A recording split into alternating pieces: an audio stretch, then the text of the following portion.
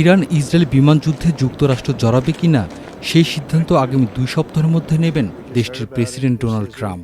বৃহস্পতিবার white house এক বিবৃতিতে এ তথ্য জানিয়েছে। এতে তেহরানের উপর আলোচনায় আসার চাপ আরও বাড়ল।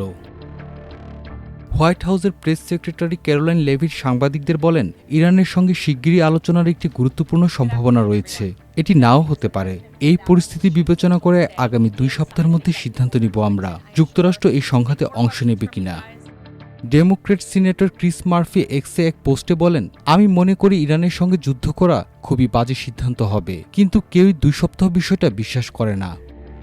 তিনি আরও বলেন, ট্রাম্প এর আগেও অসংখ্যবার এমন সময়সীমার কথা বলে এমন কিছু করার ভান করেছেন যা তিনি আসলে করেননি। এতে যুক্তরাষ্ট্রকে দুর্বল ও হাস্যকর মনে হয়। হোয়াইট হাউসের নিয়মিত ব্রিফিংয়ে প্রেস সেক্রেটারি ক্যারোলাইন লেভিট বলেন, ট্রাম্প ইরানের সঙ্গে কূটনৈতিক সমাধান খুঁজতে আগ্রহী, তবে তার সর্বোচ্চ অগ্রাধিকার হল ইরানকে কোনোভাবেই পারমাণবিক অস্ত্র অর্জন করতে না দেওয়া। No enrichment of a uranium, and it would absolutely not. Iran is absolutely not able to achieve a nuclear weapon. The president has been very clear about that. তিনি বলেন, যে কোনো চুক্তির শর্তে থাকতে হবে তেহরানের ইউরেনিয়াম সমৃদ্ধকরণ নিষিদ্ধ এবং ইরানের পারমাণবিক অস্ত্র অর্জনের সক্ষমতা সম্পূর্ণরূপে বিলুপ্ত করা। লেভিট আরও বলেন, প্রেসিডেন্ট সবসময় কূটনৈতিক সমাধানে আগ্রহী। যদি কূটনীতির সুযোগ থাকে প্রেসিডেন্ট তা কাজে লাগাবেনই। তবে আমি যোগ করে বলি, তিনি শক্তির প্রদর্শনে ভয় পান না। So the president is always interested in a diplomatic solution to the problems and the global conflicts in this world. Again, he is a peacemaker in chief. He is the peace through strength president. And so if there's a chance for diplomacy, the president's always going to grab it. But he's not afraid to use strength as well, I will add.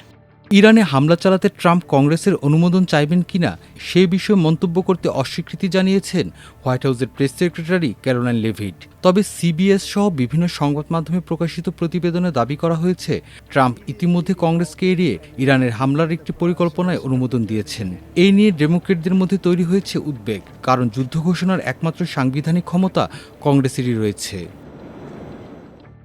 Leavitt জানান, যুক্তরাষ্ট্রের কর্মকর্তারা বিশ্বাস করেন Iran কখনো এতটা পারমাণবিক অস্ত্রের কাছাকাছি ছিল না যতটা এখন রয়েছে। তার ভাষায়, তেহরানের পারমাণবিক অস্ত্র তৈরিতে এখন মাত্র কয়েক সপ্তাহ সময় লাগবে।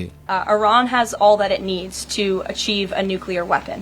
All they need is a decision from the supreme leader to do that. And it would take a couple of weeks to complete the production of that weapon, which would of course pose an existential threat, not just to Israel, but to the United States and to the entire world.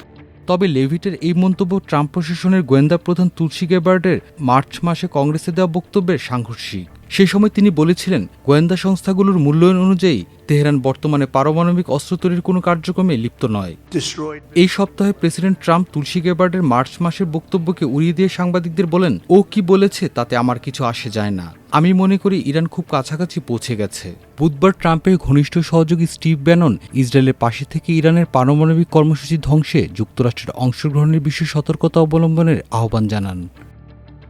বৃহস্পতিবার Israel ইরানের পারমাণবিক স্থাপনায় বিমান হামলা চালায়। এর পাল্টা প্রতিক্রিয়ায় তেহরান ইসরায়েলের দিকে ক্ষেপণাস্ত্র ও ড্রোন ছোড়ে।